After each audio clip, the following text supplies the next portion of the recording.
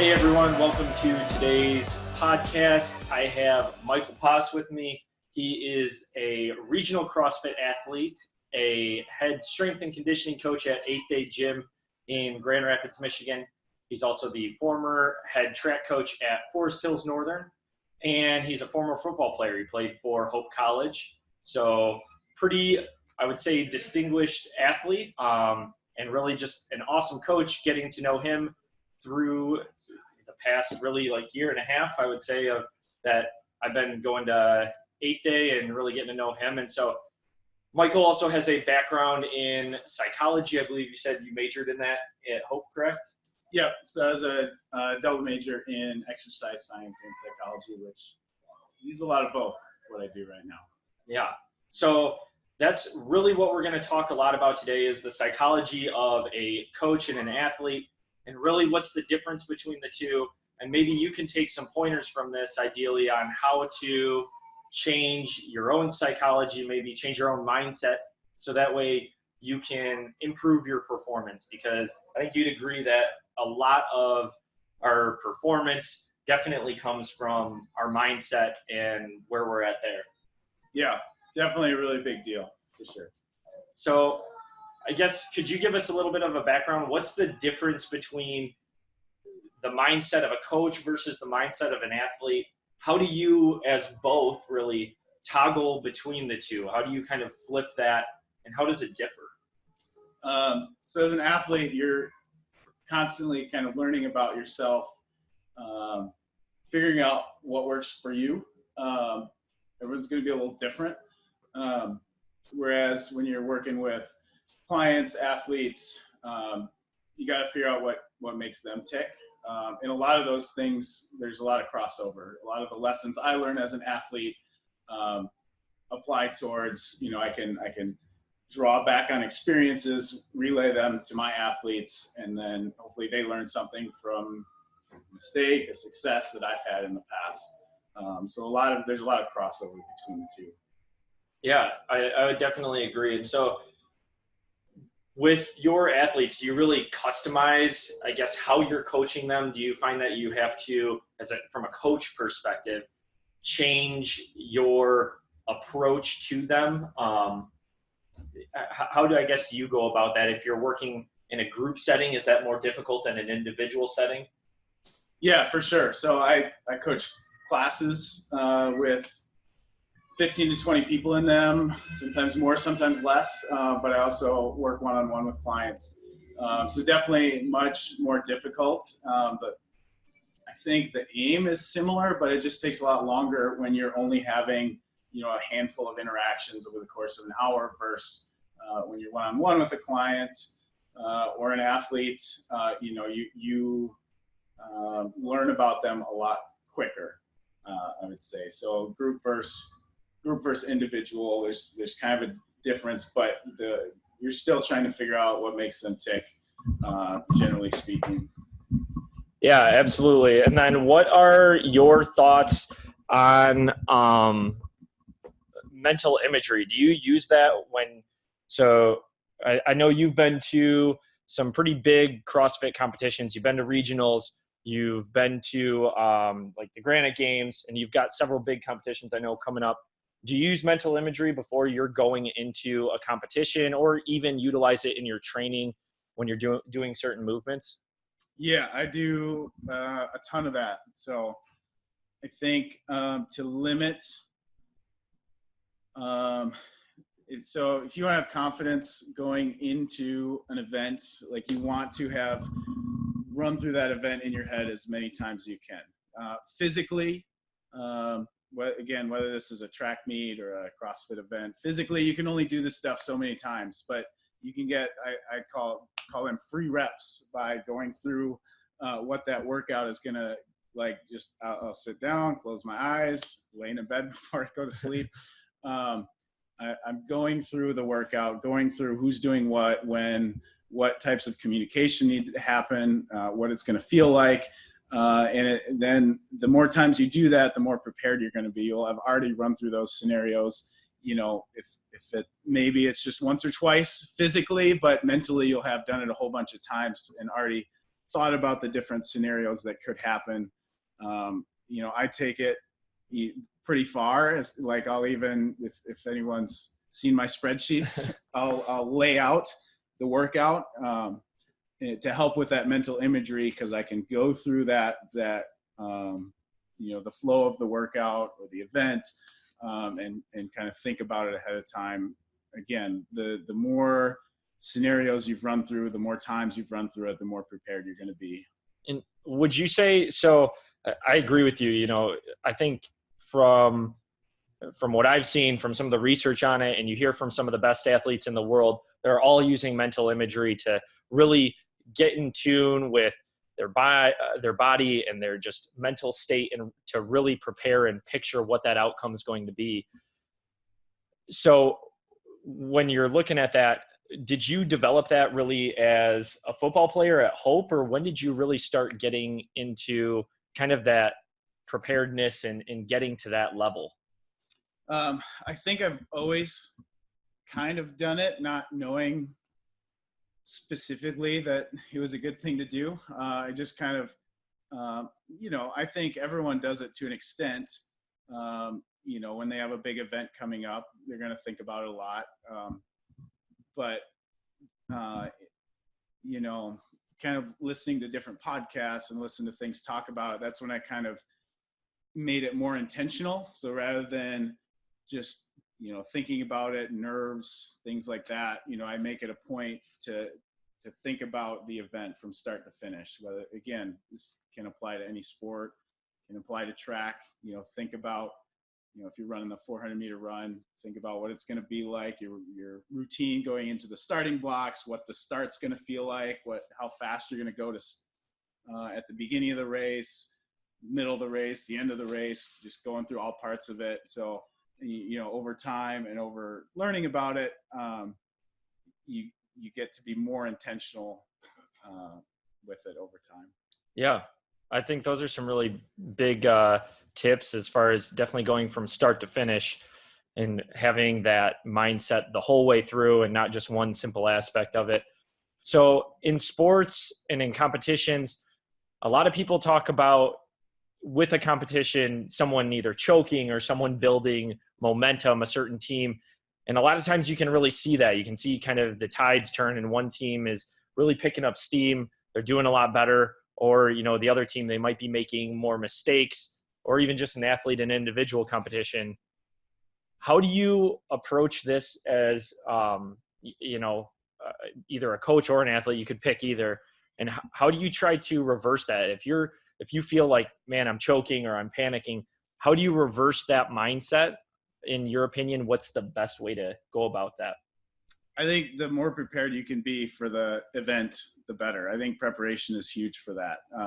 Part of that with the mental imagery that we just talked about, but also in practice, running through as many different scenarios as you can, putting in the time needed to be physically prepared.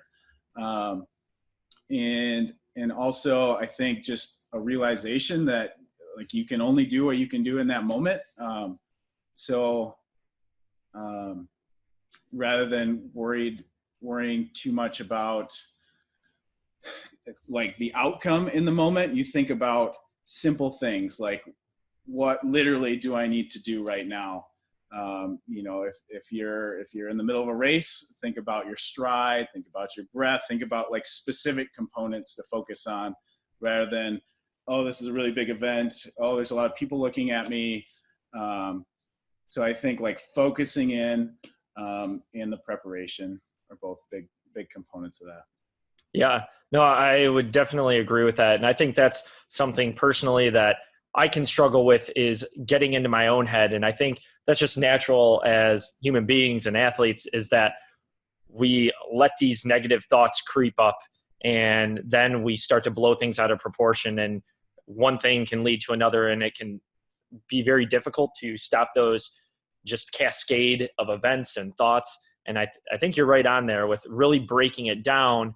And if you're in the middle of a competition, think about that next rep, or think about, okay, what did I do wrong? As a CrossFit athlete, why did I just either get no repped or fail that lift, whatever it may be, and just focus on that, on one key thing versus 5 key things that for sure, I'm sure you could pick apart, but I think definitely breaking it down and making things simple, that acronym KISS, keep it simple, stupid, really applies, I think, pretty well to that. Sure. And then there's like the saying, you're not going to, don't rely on rising to the occasion almost. It's kind of, kind of, but also there's the component where you're going to sink to the level of your training. So if you didn't put the time in,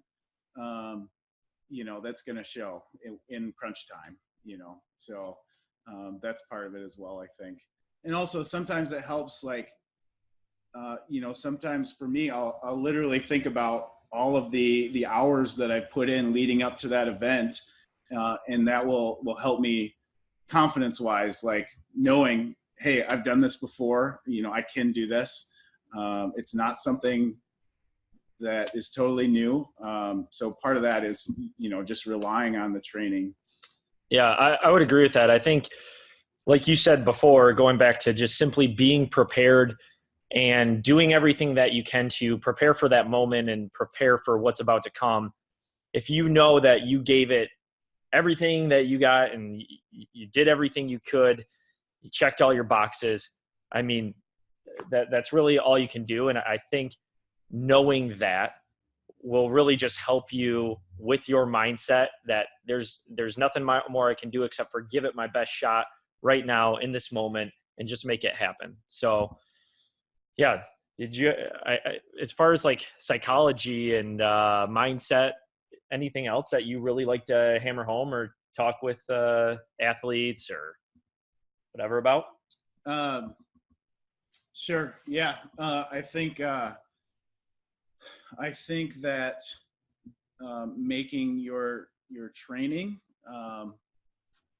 recognizing the difference between training and competition is important,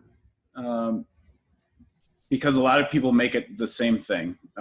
And so when you're training, all right, your goal isn't necessarily to do the training in a way that gets it done as fast as possible for that specific workout or practice session or drill. You want to do it in a way that's going to, you're going to get the most benefit long-term from that. And the difference being in a competition, yeah, you're going to do absolutely everything you can to get the best time or the best score or the best performance. Even if that means some of your movements are perfect, you're going to do it with what you have in that moment. Whereas if you're training and you're weeks away from your competition or your event, like it might not be the best idea to do that specific training session as fast as you can. It might be more beneficial to take a step back, go a little bit slower, improve your movement quality, improve some aspect there that will over time carry over, so that when you do get to the competition, what you have to work with is better that you can pull from. So I think recognizing the difference will help when you do get to that competition. Yeah. And what comes to mind when you bring that up as far as the training aspect and what it should feel like, I go back to literally about 24 hours ago, and you were talking to me about simply doing hang cleans. And I was telling you, I'm not good at this movement. This is not a movement I'm good at. And the training called for doing a 1x1, finding a 1 rep max. And we both really agreed finding a 1 rep max and pulling as much weight as I can might not be the best thing for me, especially in that time. Really, the best thing for me is to focus on the quality of movement. So that way, if my technique gets better, then I'm for sure going to be more efficient with the movement and be able to lift more weight further down the road. And so to be able to get that stimulus, learn the movement. So sometimes I think you have to alter things a little bit and maybe not go, like you said, all out in training, because that's not going to lead to the best long-term effects down the road. Sure. Yeah. And I can, like, a couple more examples, and you can go either way with this, specifically, for CrossFit or functional training. double unders. We have double unders in the workout today. If you can do, there's people that can do 500 in a row, really fast single unders, but they can't do double unders. And at some point you're going to plateau in the benefit that you're going to gain from doing a whole bunch of single unders. So definitely, I'm not saying single unders aren't beneficial, because some people, that's where they're at. But then there's some people that are down the road enough that they're no longer going to get a training stimulus from that. And, even though they feel like they're getting a better workout, like if they would take the time and go ahead and push it and try some double unders in the workout, even if it's not every time, but sometimes, like eventually they're going to be able to do double unders, and then, they can push that training stimulus. And then the other side of that is movement with toes to bar. If you haven't done CrossFit, think about hanging under the bar, and then you're swinging using momentum, kicking the bar with your feet. Some people get to the point where they can do toes to bar, but one at a time with an extra swing in there. And so because they can do them, they do them that way for a long time, rather than if I take a step back and maybe I'm doing the proper motion with good momentum, using the proper mechanics, I might not be actually kicking the bar, but you're going to improve down the road, even though it's not going to help your performance. You won't be able to click RX on that specific workout down the road. Now you're going to be able to do toes to bar because you've took a step back and worked on it. Yeah, I think those are some awesome points, and I couldn't agree more with that, as far as altering either one way or another that training stimulus to, again, make long-term effects. Because if we focus on solely that workout and just what it means that day versus that workout and what it means to a cycle as a whole, and training the whole cycle for long-term effects, because fitness, whether it's CrossFit or anything, is really about that long-term growth. It's always a work in progress. There's always something you can get better at. And so really keeping those goals in mind and having those goals and then training for it, being prepared, are all key to success. So kind of going off that, we talked a little bit about before that you have some competitions coming up. What do you got coming up here this year? It's January 2020, so you got a full year of competitions ahead. Yeah, we got some fun stuff we're pretty excited about. Ryan, who did a podcast, I think it was your second one, maybe? I believe it was the second one, yeah. So him and I got a couple girls together, and we're the first. So actually on Friday, we'll be doing our first qualifying workout for a sanctional event in Egypt. The actual competition will be in April, but the qualifier to be able to participate in that starts this week. So we have that in April, and then in June we have one in Vancouver, and then another one in June in New Jersey. So that's what we're working towards. We have kind of a for fun one coming up February 1st, more of a local one, which will be our first time getting the team together with the 4 people we're going to have for the season. So we're pretty excited for that one too, just to have some fun and get to know each other a little bit. But yeah, lots of exciting stuff. Awesome. Which one are you most looking forward to? Man, probably Egypt. I mean, the first one too. Yeah. The first big one of the season. For sure. We haven't really done anything since September competitively, so it's getting to the point where I think we're itching a little to get out there, and April's still a ways away, so I'm sure we'll be ready to go by then for sure. Yeah, I have no doubt that you will be prepared and ready to go, and that's going to be awesome. Definitely wish you the best of luck with that. All those competitions really coming up, and hopefully you guys do well, qualify, and that's a huge goal checked on the bucket list right there for sure. Yeah. As far as any other sports or activities that you're looking to get involved with in the future, or are you just sticking to CrossFit training right now? I know you obviously got background in football, you coach track. Anything else you're looking at getting involved with? I think I'm pretty maxed out right now with the things that I want to do. I have a 2.5-year-old, and then we have another one coming in early March. So I'm trying really hard not to add too many things before there. And of course, with the athlete side of things, still doing that stuff. But, as an athlete, I try and do some sporty things because I still enjoy it. There's a flag football tournament that we do every year. Ryan and I've been playing racquetball some, basketball. Nothing official though. I try not to commit to seasons of things anymore. I'll hop in now and again, but I want to trying to maintain that balance of athlete and coach and family, and so. Yeah, congratulations too on the little one that's going to be due here, and that's obviously very exciting.